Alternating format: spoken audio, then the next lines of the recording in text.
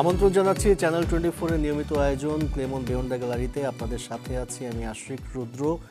আজ আমরা কথা বলবো বিশ্বকাপ নিয়েই, যেটা হচ্ছে, প্রতিদিনই খেলা হচ্ছে। গতকাল আমরা দেখেছি স্পেন খুব দুর্দান্ত একটা জয় পেয়েছে, কেপ ভার্দে আবারও চমক দেখিয়েছে, ইরান ড্র করেছে। এসব নিয়ে আমরা আলোচনা করব। আমাদের সাথে স্টুডিওতে আছেন দুজন বিশেষ অতিথি, দুজনই চেনামুখ, খুবই শ্রদ্ধেয় দুজন ক্রীড়া সাংবাদিক, আনোয়ারুল্লাহ এবং আছেন সনদ বাবলা। দুজনকে স্বাগত জানাচ্ছি আমাদের অনুষ্ঠানে। ধন্যবাদ। দর্শক চাইলে আপনারাও যোগ দিতে পারেন আমাদের আলোচনায়।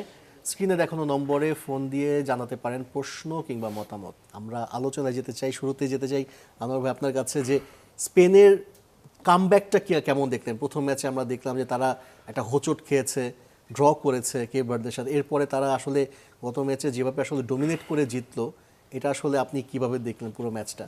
আসলে এটা দেখেন, আমরা সবসময় একটা কথা বলে থাকি যে দেয়ালে পিঠ থেকে যাওয়া। আচ্ছা, কালকার ম্যাচটা কিন্তু আমার মনে হয় স্পেনের জন্য অনেকটা এরকমই ছিল। কালকে যদি কোনো রকম ড্র হইতো তাহলে তাদের জন্য নেক্সট ম্যাচটা খুব, যদিও নেক্সট ম্যাচটা তাদের জন্য খুব ইজি আমরা মনে করি, কিন্তু খুব এসব প্রথম ম্যাচটা আমরা ইজি মনে করেছি, ইজি মনে করেছিলাম, কিন্তু ড্র হয়ে গেল। তো এই ম্যাচটাও যদি ড্র করতো বা কোনো অঘটন করলে তো প্রায় বাদী হয়ে যেত। তারপরে ধরেন যদি ড্র করতো তাহলে লাস্ট ম্যাচের জন্য তাদের আরও প্রেশার ক্রিয়েট হতো, আরও সিরিয়াস অবস্থায় পড়ে যেত। সুতরাং ওই বড় দলগুলো সাধারণত আপনার এই দেয়ালে পিঠ থাকা ম্যাচগুলি খুবই ভালো খেলে। আপনি এর আগেও দেখেন স্পেন যখন 2010-এ প্রথম ম্যাচ স্টার্ট করছিল পরাজয় দিয়ে, ভাবলাম প্রথম ম্যাচটা পরাজয় দিয়ে, কিন্তু তারা ওয়ার্ল্ড চ্যাম্পিয়ন হয়েছে। কারণ পরে দুটা ম্যাচ তাদের জন্য এরকম দেয়ালে পিঠ ঠেকার মতো অবস্থা ছিল। তো চিলিকে 3-0 গোলে হারায়া আর পরে এর আগের ম্যাচটা ড্র করে তখন তারা সেকেন্ড রাউন্ডে চলে যায়। ঠিক এবারের অবস্থাটাও তাদের অনেকটা এরকম হওয়ার পথে ছিল আর কি। যা হোক সার্ভাইভ করে ফেলছে, খুব ভালো, অসাধারণ খেলছে। বাবুদা, মানে প্রথম ম্যাচে যেভাবে আসলে স্পেন যে স্ট্র্যাটেজি নিয়ে খেলেছে আমরা দেখেছি, ফার্স্ট 11-এ লামিন ইয়ামালকে নামায়নি, দানি ওলমোকে নামিয়ে নি। এই কারণে তারা কি একটু আন্ডারস্টিমেট করেছিল কিনা অপোনেন্টকে? এই ম্যাচে আমরা দেখলাম শুরুর একাদশে কিন্তু এই দুজনকে রেখেছিল এবং সাকসেসও হয়েছে স্পেন। ধন্যবাদ। আসলে প্রথম ম্যাচে তারা তো একটু আন্ডার এস্টিমেট যে করেনি তা না, তারা মনে করেছিল যে হলো যে একটা নবাগত দল, তাদের সঙ্গে এমন কি খারাপ হবে রেজাল্ট। তো আর যেহেতু এই টিমের উপর তার কোচ দেলা ফুয়েন্তের অনেক প্রভাব, এবং হলো যে তিনি টিমটাকে গড়ে তুলেছেন, আবার এই টিমটাই ইউরো চ্যাম্পিয়ন হয়েছে। সুতরাং টিমটা আপনি যদি ধরেন যে গত 2-3 বছরের মধ্যে টিমটা খুব ভালো শেপে আছে, ইয়াং প্লেয়াররা খুব ভালো খেলতেছে। ডানে লামিন আছে, বামে নিকো উইলিয়ামস আছে, যদিও নিকো উইলিয়ামসকে গতকালও তাকে 11-এ ছিল না, একটু বোধহয় ইনজুরি আছে, সে 100% ফিট না। কিন্তু তাদের ইয়াং মানে ট্যালেন্টগুলো এত ভালো, ম্যাক্সিমামই হলে যে বার্সার প্লেয়ার। তো এই জায়গাতে কোচের মনে হয়েছিল যে না, প্রথম ম্যাচ কোনো প্রবলেম হবে না। কিন্তু আপনার হলে যে 90 মিনিটসের খেলা, কোনো টিম যদি যারা সাধারণত ওয়ার্ল্ড কাপে যায়, তারা যদি কেউ যদি মনে করে আমি এই টিমের সঙ্গে আমি পারবো না, এই টিমের সঙ্গে আমি একদম পুরোপুরি রক্ষণাত্মকীয়তেই খেলবো। প্রথম ম্যাচে তাই হয়েছিল, ওরা ডিফেন্সিভ খেলছে এবং সেটা সাকসেসফুলি করতে পারছে, যার ফলে আপনার পরে লামিন আরও ওলমো এদেরকে নামিয়েও কোনো আর লাভ হয়নি। কিন্তু গতকালটা পুরোপুরি ডিফারেন্ট সিনারিও, মানে এই ম্যাচটা তার জিততেই হবে। এই ম্যাচটা না জিতলে তারা একদম ডু অর ডাই সিচুয়েশনের মতো ছিল।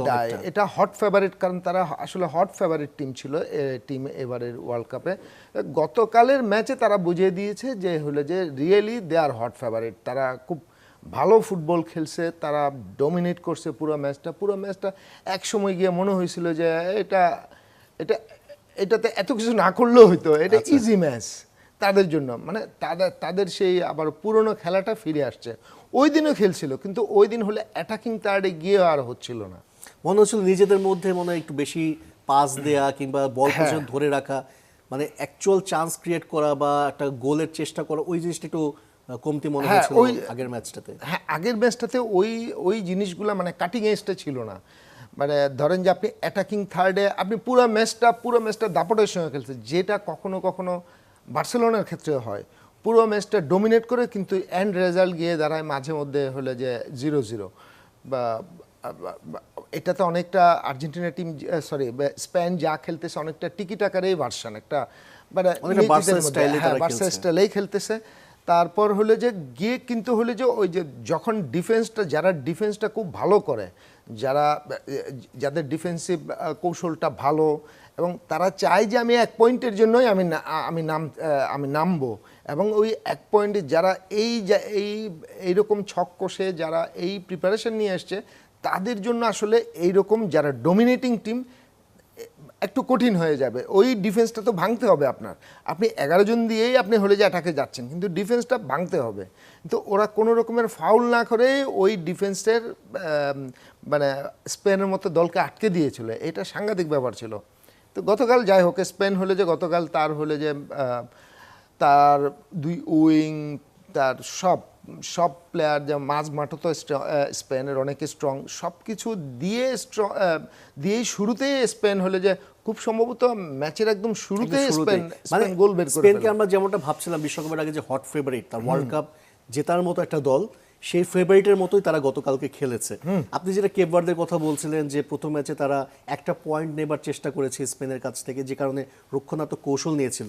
আমরা কিন্তু আজকে আবার দেখেছি যে একটু উল্টো রকম সিনারিও, উরুগুয়ের সাথে তারা 2টি গোল করেছে এবং হিস্ট্রিতে তাদের এটা ফার্স্ট গোল ওয়ার্ল্ড কাপে, এবং 2টি গোল যে তারা আদায় করে নিয়েছে, যেটা কারণে তারা একটা পয়েন্ট ছিনে নিয়েছে। মানে কেপ ভার্দের মনে হচ্ছে কিনা যে সাহসটা অনেক বেশি এখন বেড়ে গেছে, যে তারা স্পেনকে ড্র করেছে, যে কারণে এখন উরুগুয়ে কিংবা অন্যান্য দলের সাথে তারা এইভাবে লড়াই করতে পারছে।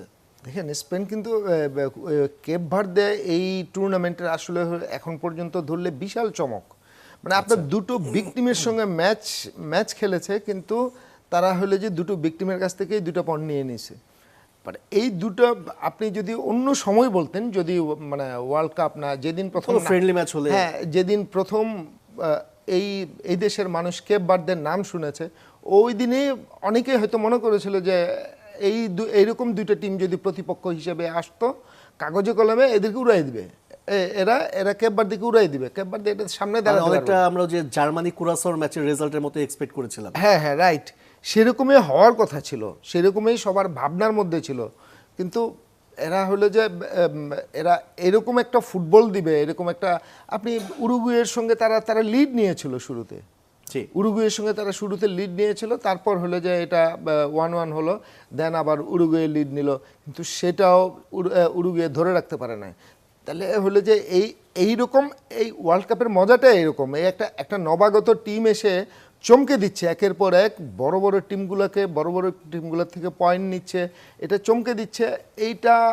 এইটা একদিকে যেমন প্রমাণ করে যে সারা ওয়ার্ল্ডের ফুটবলটা ডেভেলপিং, এবং হলে যে 48টা দলের যে ওয়ার্ল্ড কাপ হচ্ছে, যেটা নিয়ে অনেক হাসাহাসি হয়েছিল, এইটা তারই বিরুদ্ধে একটা কি বলবো প্রমাণ, যে হলে যে না, 48টা দল নিল, এটা মোটেও খারাপ না।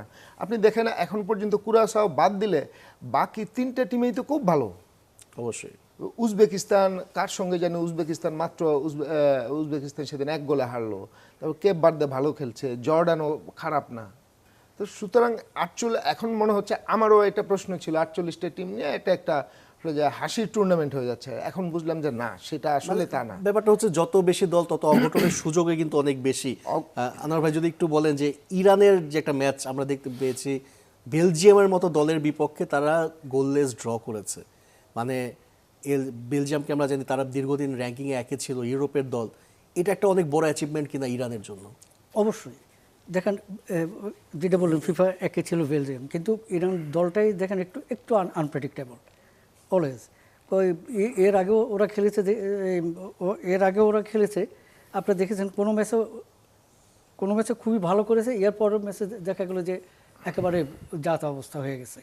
ঠিক গতকালকে যে তাদের যে ম্যাচটা বেলজিয়ামের সাথে ছিল, তারা আসলে মানে অসাধারণ মনোবল নিয়ে খেলছে, এবং তারা মানে মনে হয়েছিল যেন খেলা থেকে মনে হয়েছিল যে তার টার্গেটই আছে যেন এই ইয়েটা উতরে যাবে, এবং তারা নকআউটে, এবং অনেক প্রতিবন্ধকতা সত্ত্বেও তারা আসলে মাঠে লড়াই করছে। আমি এটাই বলতে চাইছিলাম যে এই যে আপনার একটা মানসিক একটা চাপ, খেলার জন্য তো আপনার মানুষ একেবারে ফ্রি থাকতে হবে। হ্যাঁ, তো সেই জিনিসটা থেকে তারা কিন্তু অসম্ভব রকম একটা প্রেশার নিয়ে খেলছে, এবং এটা ফ্রম দ্য বিগিনিং তাদের ইয়েকে আসতে দিচ্ছিল না, তাদের ওই যে তাদের ফুটবল ফেডারেশনের সভাপতি সহসভাপতি তাদেরকেও যুক্তরাষ্ট্রে ঢুকতে দেওয়া হয়নি। এটা কি প্রেশার না? এগুলি তো অনেকটা প্রেশার। তারপরে তারা কোথায় খেলবে, মানে এই কোথায় থাকবে, বেস ক্যাম্পটা কোথায়, এগুলি স্টার্টিং থেকে তারা দেওয়ার আন্ডার প্রেশার। কিন্তু ওই প্রেশারটা তাদেরকে মাঠে একেবারেই দেখা যায়নি। আপনারা হয়তো লক্ষ্য করছেন প্রথম ম্যাচ এবং এই তৃতীয় ম্যাচ, কোনো ম্যাচে তাদের এই প্রেশারটা করা হয়নি। আর তাদের যে অ্যাটাকিং যে মুডটা, এটা হয়তো লক্ষ্য করছেন, এটা অসম্ভব শার্প, খুব অসম্ভব শার্প। এবং যে দুই সাইড থেকে, দুই উইং থেকে যে ইয়েগুলি করে, ক্রসগুলি করে, ওইগুলি ইউটিলাইজ করার জন্য তাদের যে ওখানে প্লেয়ারগুলি থাকে, তারা আমি মনে করি যে অনেক বড় দলেরও কিন্তু এরকম নাই আর কি, এক্সপার্ট তারা হেড কানেক্ট করা বা করা, ওপোনেন্ট ডিফেন্ডারদেরকে বিট করা, মানে এক্সেলেন্ট। অবশ্যই। এবং ইরানের কথা যেটা বলছেন, আজকে আমরা দেখেছি মিশরও একটা ম্যাচ জিতেছে এবং দুর্দান্ত ম্যাচ জিতেছে। আমরা মিশর ম্যাচ নিয়ে কথা বলবো, এবং আজ রাতেও কিন্তু একটা বড় ম্যাচ আছে, আর্জেন্টিনা এবং অস্ট্রিয়া। এই ম্যাচ নিয়ে আমরা আলোচনা করব। তার আগে বিরতির সময় হয়েছে, ফিরছি কিছুক্ষণ পর।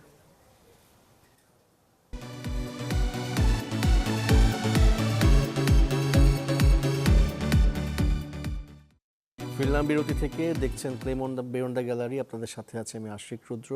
আমার সাথে দুজন অতিথিও আছেন, দুজন ক্রীড়া সাংবাদিক, আনোয়ারুল্লাহ এবং সনদ বাবলা। আমরা আলোচনা করছিলাম বিশ্বকাপ নিয়ে, এবং যে ম্যাচগুলো নিয়ে আমরা আলোচনা করেছি, একটা ম্যাচ বাদ পড়ে আছে, সেটা হচ্ছে মিশর এবং নিউজিল্যান্ডের ম্যাচ। এবং সেটাতে দেখেছি যে যেভাবে আসলে অনেকটা ডোমিনেট করেই মিশর জিতেছে। এই ম্যাচে একটু সনদ বাবলা আপনার কাছে একটু জানতে চাই যে মিশর এখন পর্যন্ত যেভাবে খেলছে, মোহাম্মদ সালাহ আজকেও গোল করেছে, কি মনে হচ্ছে যে আসলে মিশর কত দূর পর্যন্ত যেতে পারবে? মিশর যাবে আমার মনে হয়, যদি বলি যে মিশর রাউন্ড অফ 32 পর্যন্ত। তবে মিশর ভালো খেলছে, মিশর সালার উপর অনেকখানি নির্ভরশীল তার স্কোরিংয়ের জন্য। তো রাউন্ড অফ 32তে গিয়ে আসলে হলে যে এখন যে আপসেটগুলো দেখা যাচ্ছে, রাউন্ড অফ 32তে আরও বেশি হবে আমার কাছে যেটা মনে হয়। আর ওই গ্রুপটা কিন্তু খুবই মিশর শেষ পর্যন্ত মিশর গ্রুপ চ্যাম্পিয়ন হবে, যেতে পারবে কিনা বলা মুশকিল। কারণ হলো যে ইরান এবং হলো যে উরুগুয়ে, দুই দলেরই এখন আছে 2 পয়েন্ট করে। দুই দলেরই একটা করে ম্যাচ বাকি আছে, হয়তো বা কারো নিউজিল্যান্ড বাকি। এবং উরুগুয়ে মিশরের ম্যাচটা বোধহয় হয় নাই। তো ওই ম্যাচটা আমার মনে হয় যে একটুখানি ডিসাইডার হবে, বা ওই মিশরের যা পয়েন্ট তার থেকে একটু কম হলে যে তিনটা টিমে এখান থেকে যাওয়ার দাবিদার। আরেকটা হলে যে বেস্ট হিসেবে তো যাওয়ার একটা সুযোগ আছেই। তো মিশর ভালো খেলছে। আবার হলে যে আপনি যদি আপনি হেরিটেজ দিয়ে দেখেন, মিশর খেলছে মাত্র 4বার ওয়ার্ল্ড কাপ, 4বার। সেখানে আমাদের এশিয়া থেকে ইরান অলরেডি 7বার এটা নিয়ে তার হলে যে 7 টাইমস সে ওয়ার্ল্ড কাপ খেলতেছে। আমি থ্যাঙ্কস টু ইরান যে হলে যে এত টার্মোয়েলের মধ্যে এত ট্রাভেলিং করে মেক্সিকোতে যায়, মেক্সিকোতে থেকে এসে খেলে, এটা হলে যে আনবিলিভেবল এটা ইরানের পারফরমেন্সটা। ইরান যদি খুব ভালো সময় হইতো, ইরান আমার মনে হয় যে আরো বেটার পারফর্ম করতো। অবশ্যই। আমরা আলোচনা আমরা চলমান রাখবো, কিন্তু মালয়েশিয়াতে প্রধানমন্ত্রীর পররাষ্ট্র উপদেষ্টা তিনি একটি ব্রিফ করছেন সাংবাদিকদের উদ্দেশ্যে, আমরা সেখানে চলে যাচ্ছি সরাসরি। প্রথমবারের মতো বিদেশ সফরে মালয়েশিয়া এসেছেন। অত্যন্ত সংক্ষিপ্ত এই সফরে গতকাল রাতে পৌঁছানোর পর আমরা দেখেছি যে আজকে কিছুক্ষণের মধ্যে 18 ঘন্টার কম সময়ের মাঝেই তিনি মালয়েশিয়া থেকে অন্য জায়গায় চলে যাচ্ছেন। এই প্রায় অর্ধ দিবসের সফরে মাননীয় প্রধানমন্ত্রী অত্যন্ত ব্যস্ত কর্মসূচির মধ্য দিয়ে অনেকগুলো গুরুত্বপূর্ণ কাজ সম্পন্ন করেছেন। আপনারা ইতিমধ্যে অবগত রয়েছেন যে ত্রয়োদশ জাতীয় সংসদ নির্বাচনে বিজয়ী হওয়ার পর মাননীয় প্রধানমন্ত্রী জনাব তারেক রহমানকে সর্বপ্রথম অভিনন্দন জানানো কয়েকজন বিশ্ব নেতার মধ্যে অন্যতম ছিলেন মালয়েশিয়ার মাননীয় প্রধানমন্ত্রী দাতো সেরি আনোয়ার ইব্রাহিম। শহীদ প্রেসিডেন্ট জিয়া রহমান 1979 সালে রাষ্ট্রপতি হিসেবে মালয়েশিয়া সফর করেছিলেন, এবং তার হাত ধরেই বাংলাদেশ থেকে জনশক্তি রপ্তানি শুরু হয়েছিল মালয়েশিয়াতে। দেশনেত্রী বেগম খালেদা জিয়াও প্রথমবার প্রধানমন্ত্রী হওয়ার পর 1993 সালে মালয়েশিয়া সফর করেন এবং এখানকার উন্নয়ন ও অগ্রযাত্রার বিভিন্ন দিক বাংলাদেশে বাস্তবায়নের বিভিন্ন কার্যকরী উদ্যোগ গ্রহণ করেছিলেন। স্বাভাবিকভাবেই বিএনপির সঙ্গে মালয়েশিয়ার একটি ঐতিহাসিক সম্পর্ক রয়েছে এবং সেই ধারাবাহিকতার বহিঃপ্রকাশই আমরা দেখছি বিএনপি সরকার রাষ্ট্র পরিচালনার দায়িত্বে আসার পর মাননীয় প্রধানমন্ত্রী নির্বাচনে বিজয়ী হওয়ার অল্প কিছুদিনের মধ্যেই বিদেশ সফর শুরু করেছেন এই মালয়েশিয়া থেকে।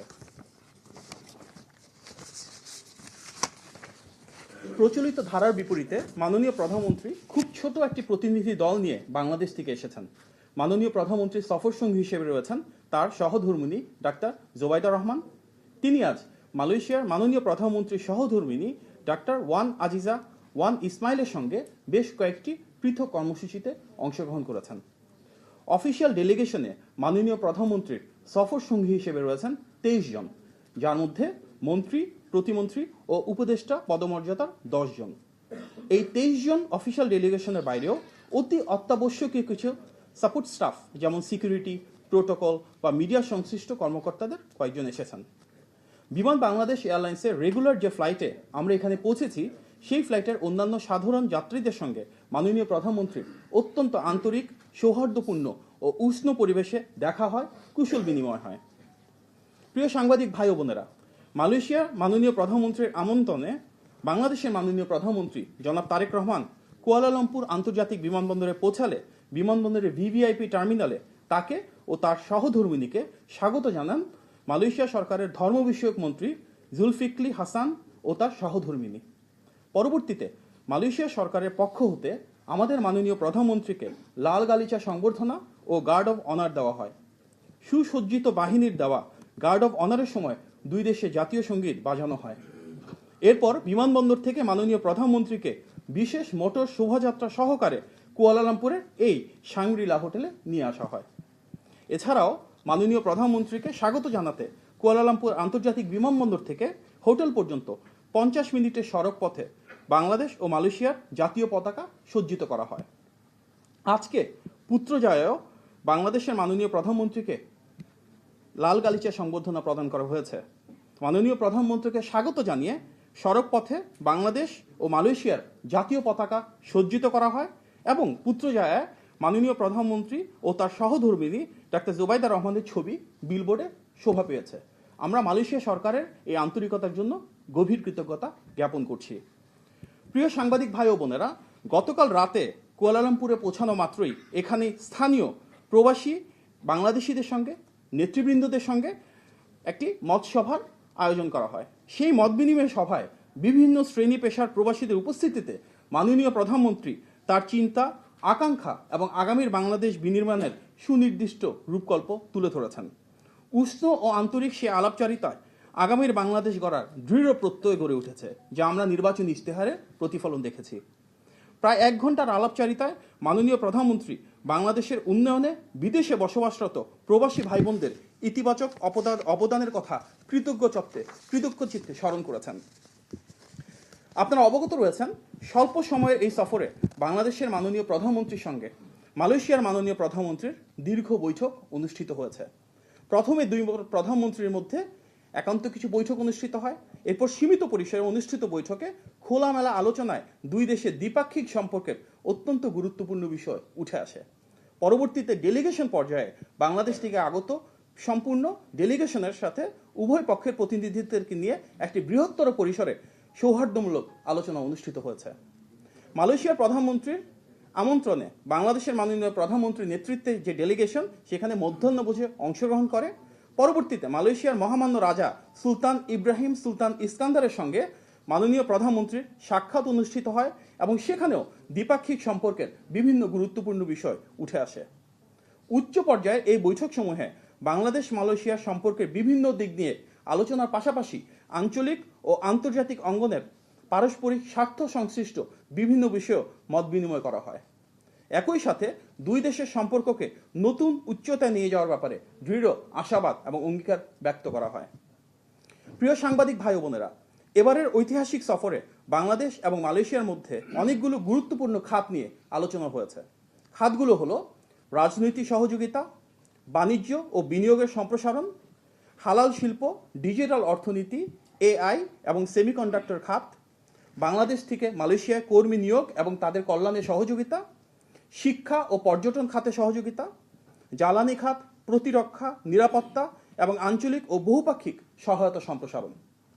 উল্লেখ্য, সর্বমোট 9টি বিষয়ে পারস্পরিক সহযোগিতা বৃদ্ধির লক্ষ্যে দুই দেশের সম্মতিতে 33টি পয়েন্টের একটি যৌথ বিবৃতি ইতিমধ্যে ইস্যু করা হয়েছে। দর্শক, আমরা দেখছিলাম মালয়েশিয়া থেকে প্রধানমন্ত্রী পররাষ্ট্র উপদেষ্টা ব্রিফ করছিলেন, আমরা সরাসরি ছিলাম সেখানে। দুজন অতিথি, আমাদেরও আসলে অনুষ্ঠানের সময় শেষ হয়ে গেছে, তার জন্য দুঃখিত। আলোচনা করার অনেক কিছু ছিল কিন্তু আমরা সেগুলো নিয়ে আলোচনা করতে পারলাম না। বিশেষ করে আর্জেন্টিনা এবং অস্ট্রিয়া ম্যাচ, এই ম্যাচটা খুব বড় একটা ম্যাচ এবং এই ম্যাচটা উপভোগ করবেন সবাই, এই প্রত্যাশা নিয়েই শেষ করছি ক্লেমন বেয়োন্ডে গ্যালারি। এতক্ষণ সঙ্গে থাকার জন্য ধন্যবাদ সবাইকে।